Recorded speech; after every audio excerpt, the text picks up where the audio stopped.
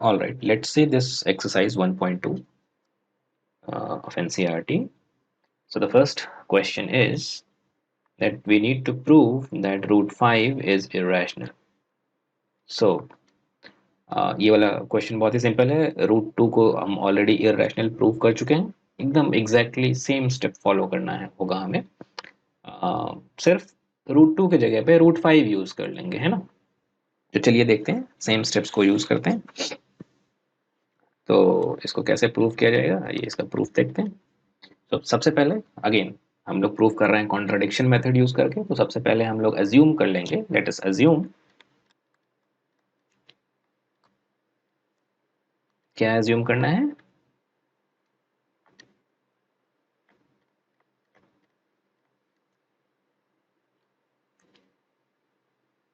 That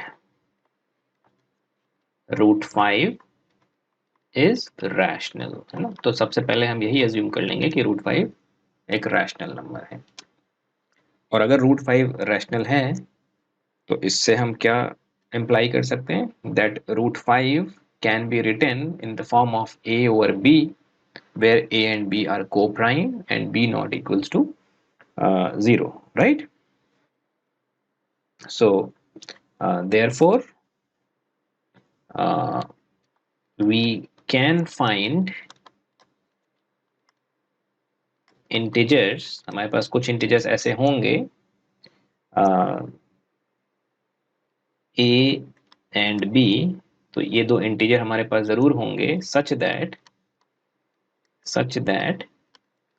root 5 equals to a over b, है ना. That means we can find some integers a and b such that root 5 is equals to a over b.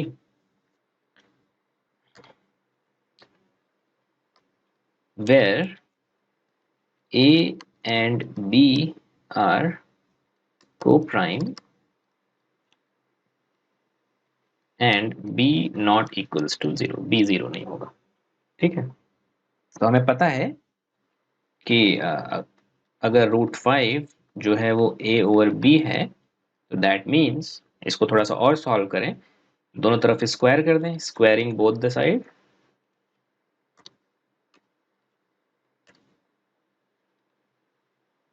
Squaring both the sides, तो हमें क्या मिल जाएगा? 5 equals to a square upon b square. अच्छा, इस तरीके के प्रॉब्लम में हमें क्या ध्यान रखना होता है? किस चीज को कॉन्ट्राडिक्ट करते हैं? ये को प्राइम वाली बात को हम कॉन्ट्राडिक्ट करते हैं. को प्राइम का मतलब क्या है कि ए और बी का कोई भी और कॉमन फैक्टर नहीं होगा. और अभी हम लोग ये शो करेंगे कि ए और बी का कॉमन फैक्टर है, 5 कॉमन फैक्टर निकल के आएगा ए और बी का. और तो ये को प्राइम वाली बात कॉन्ट्राडिक्ट हो जाएगी. ठीक है. और वो कॉन्ट्राडिक्शन क्यों आएगा? क्योंकि हमारा एजम्पशन गलत था. अब इसको देखें, इसको हम ऐसे लिख सकते हैं कि 5 times b square equals to a square, है ना. यहाँ से ये रीअरेंज करके लिख सकते हैं. इससे हमें क्या पता चल रहा है? That A square is divisible by 5, है ना. So it implies that A square is divisible by 5. So therefore a is divisible by 5,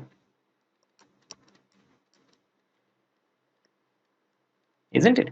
ये वो वाला 1.2 जो थियरम था कि कोई प्राइम नंबर p अगर a स्क्वायर को डिवाइड करता है तो वो a को भी डिवाइड करेगा.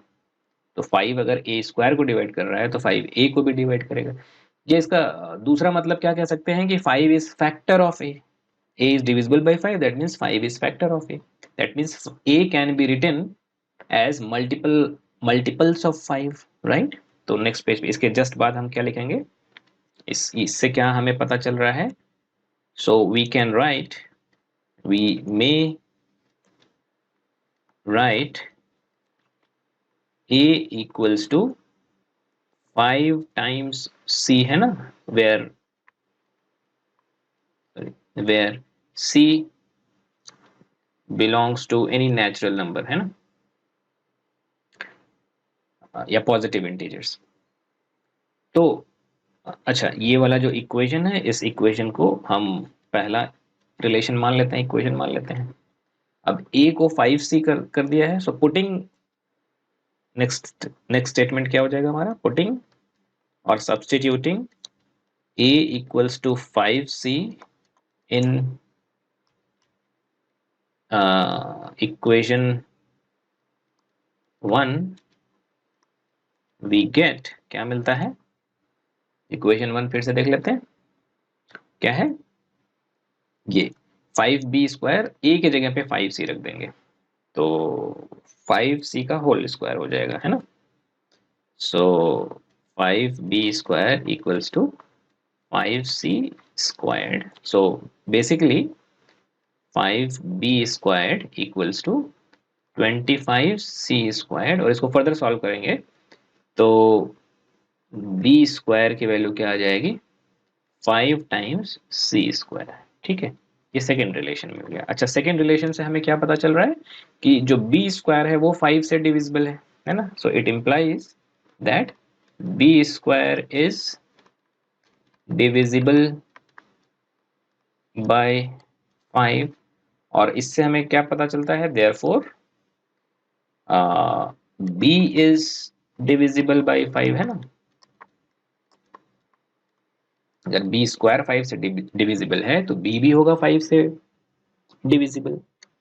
और अब इन दोनों स्टेटमेंट से हमें क्या पता चल रहा है कि a भी 5 से डिविजिबल है, b भी 5 से डिविजिबल है ना। ये जो पहला वाला स्टेटमेंट यहाँ पे जो हमने लिखा था, ये वाला a इज डिविजिबल बाय 5, और अभी जो हमने लिखा b इज डिविजिबल बाय 5, इसका मतलब 5 जो है वो a और b दोनों का कॉमन फैक्टर है ना। तो इससे क्या इंप्लाई हो रहा है, 5 is common factor of a and b. Now this contradicts the fact that a and b are co-prime, right? This contradicts the fact that a and b are co-prime. अब ये contradiction आया कैसे? This contradiction arises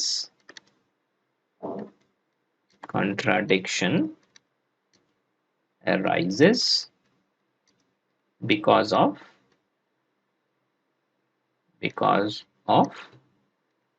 our wrong assumption that √5 is rational, है ना। Hence last point क्या होगा, hence we can conclude that √5 is irrational। ठीक है, तो इतना लिखना होगा। एग्जैक्टली सारा स्टेप वैसा ही है, सिर्फ √2 के जगह पे हमने √5 से रिप्लेस कर दिया एंड दैट्स इट।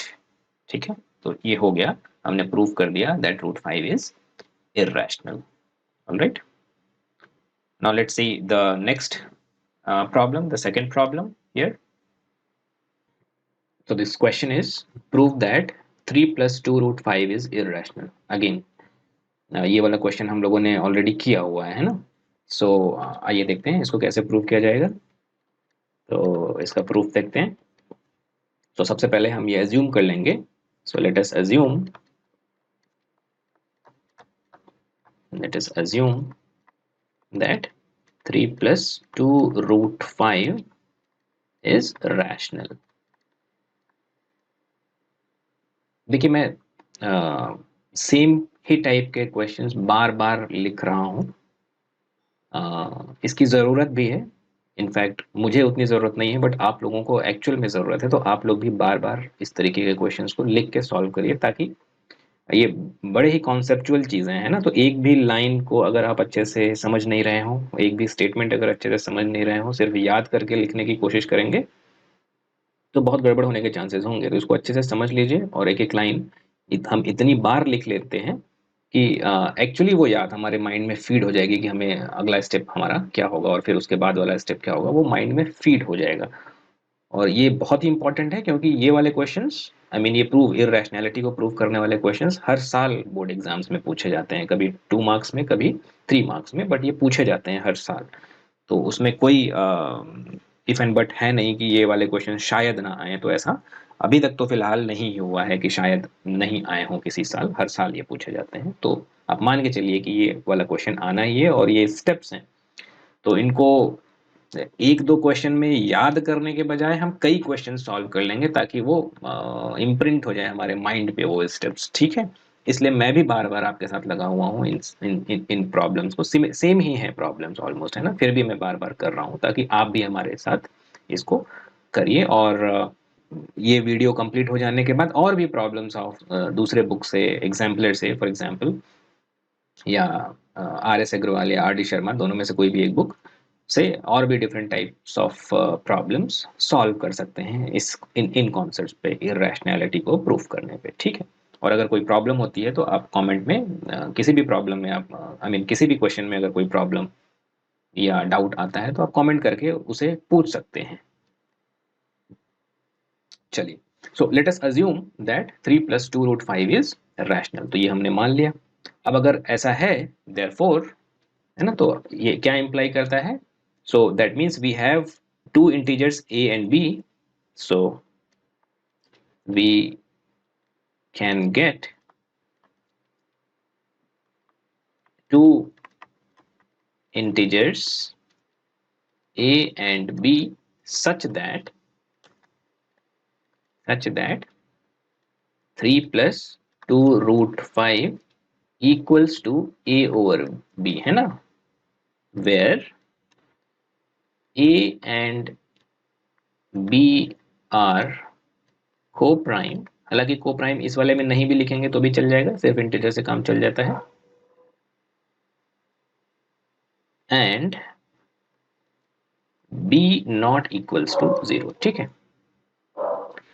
अब इतना हो जाने के बाद ये 3 + 2√5 a over b के इक्वल है। इससे हमें क्या मिलता है, थोड़ा सा अगर हम रीअरेंज कर लें तो इसको हम ऐसे भी लिख सकते हैं कि 2√5 equals to a over b - 3, ठीक है। इसको फर्दर थोड़ा सा और सॉल्व कर ले तो हम इसको इसको ऐसे भी लिख सकते हैं कि √5 इक्वल्स टू 2 को अगर हम इधर लेके चले जाएं तो ये क्या हो जाएगा, a - 3b अपॉन 2a, ऐसा लिख सकते हैं ना। पहले तो b को अगर हम यहाँ पे एलसीएम ले लें तो a - 3b अपॉन, सॉरी ये 2b होगा, आई एम सॉरी,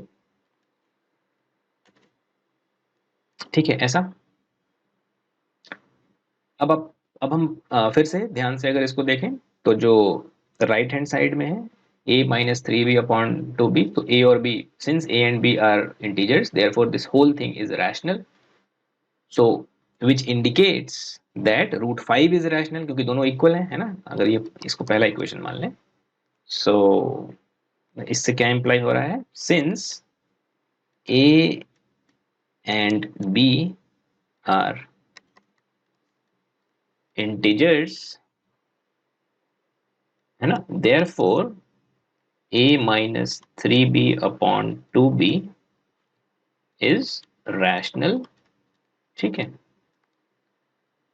हेंस, इसके आगे, hence √5 should be rational,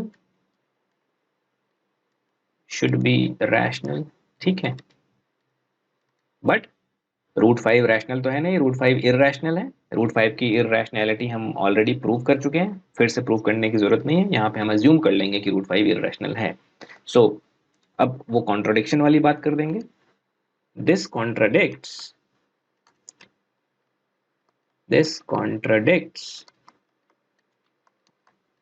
the fact that √5 is irrational। ये इस बात को, जो प्रीवियस स्टेटमेंट है वो इस बात को कॉन्ट्राडिक्ट कर रही है कि √5 इररेशनल है ना। √5 इररेशनल है, बट प्रीवियस स्टेटमेंट से हमें क्या लग रहा है कि √5 रैशनल है। सो ये कॉन्ट्राडिक्शन आ रहा है। सो ये कॉन्ट्राडिक्शन क्यों आ रहा है? because of our wrong assumption है ना. So this contradiction arises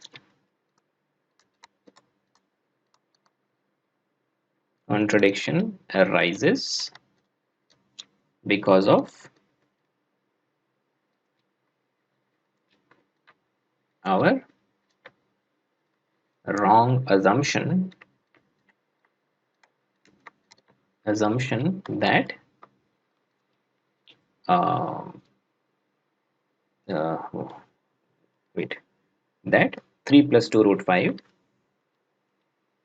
that 3 plus 2 root 5 is rational. ठीक है. Hence we can conclude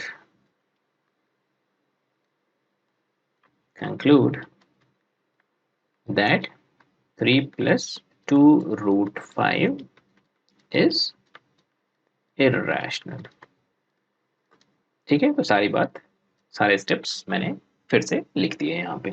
alright. सो ये हो गया प्रूफ कि 3 plus 2 root 5 is irrational.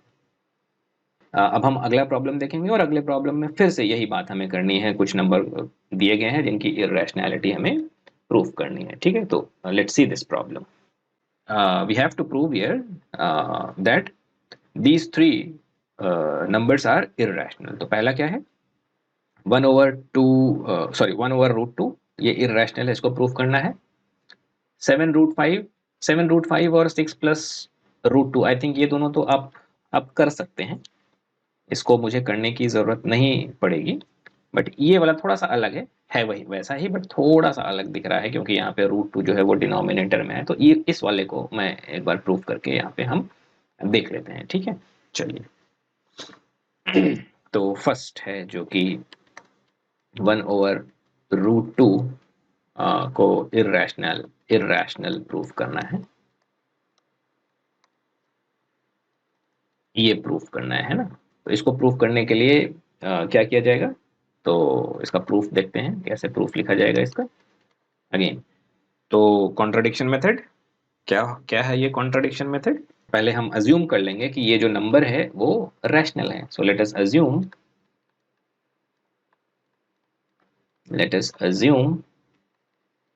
that 1/√2 is rational.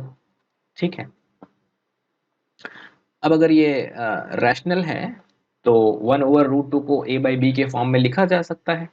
Therefore थोड़ा सा और शॉर्ट में लिखते हैं, है ना. This implies that 1/√2 can be written in the form of a/b के फॉर्म में लिख सकते हैं. ठीक है. वेयर a and b, ये वाला b नहीं, a and b are integers and b not equal to 0. आप इस प्रॉब्लम को थोड़ा सा कंपेयर करिएगा पिछले प्रॉब्लम से.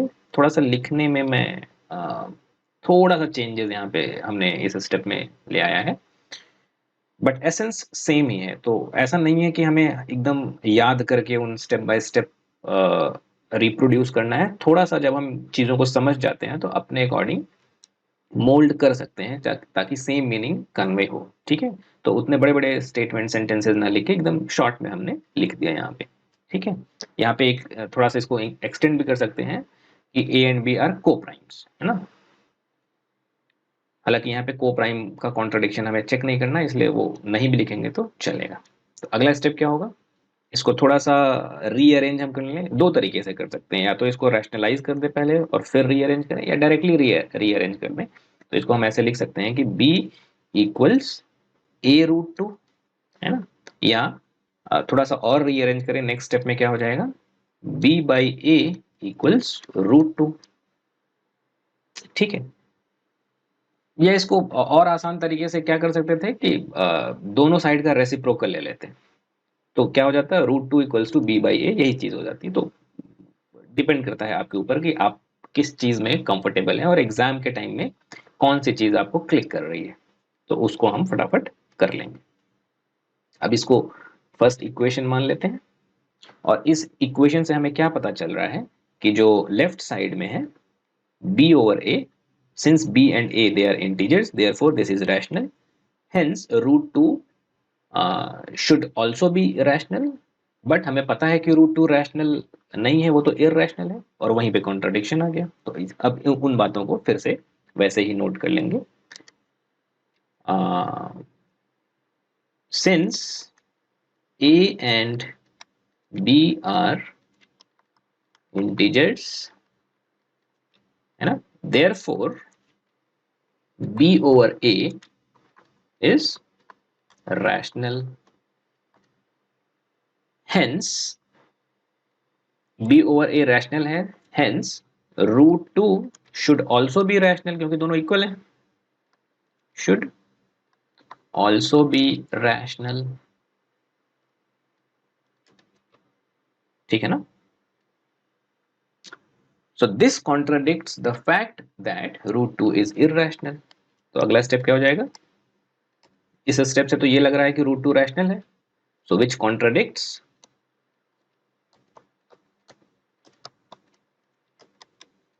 the fact that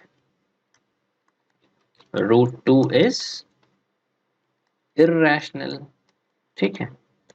और ये कॉन्ट्रडिक्शन क्यों आया, this contradiction arises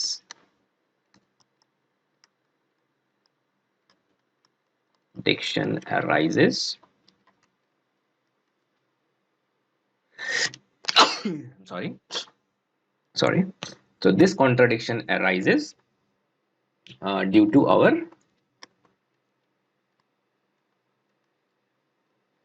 wrong assumption that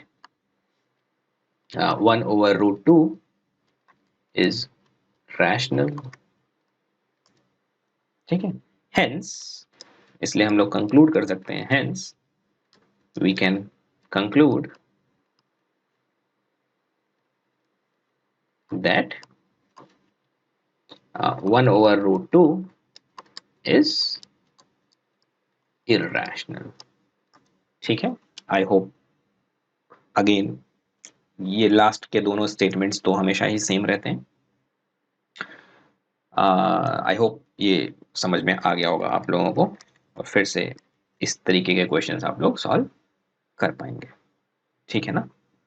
तो इतने ही प्रॉब्लम एनसीईआरटी में इस एक्सरसाइज 1.2 में दिए गए हैं, और ये लास्ट एक्सरसाइज है, लास्ट एक्सरसाइज का ये लास्ट प्रॉब्लम था। इसमें इन दोनों को मैं एज्यूम कर रहा हूँ, सेकेंड एंड थर्ड पार्ट की आप खुद से प्रैक्टिस कर लेंगे, ठीक है। इस तरीके के क्वेश्चन हमने कई बार सॉल्व कर लिए हैं already, so please do practice them. और अगर कोई प्रॉब्लम आती है तो आप हमें बताइए, कमेंट करके बताइए, या अभी हम कुछ दिनों में टेलीग्राम चैनल भी अपना स्टार्ट करेंगे, तो जिस लिंक यहाँ पे हम पिन कर देंगे या नीचे डिस्क्रिप्शन बॉक्स में दे देंगे, ताकि आप चैनल को ज्वाइन कर पाएँ, और वहाँ पे सारे ये नोट्स और जो भी इम्पोर्टेंट पीडीएफ्स होंगे वो शेयर करेंगे, और क्वेश्चन आंसर्स आपके हम वहाँ पे भी लेंगे, ठीक है। We will start a fresh topic in the next class. I mean, we will start the next chapter in the next class. All right. See you. Bye bye. Take care, and do practice these problems. And in fact, you can take some other reference materials to solve more problems of this kind, just to get comfortable with this kind of. I mean, this is a new technique, right? The contradiction method. So just get comfortable with this. And the best way to get comfortable is by solving lots of problems, ठीक है। और जो भी doubts आए वो आप हमसे पूछते रहिएगा कमेंट करके। All right, see you, take care, bye bye.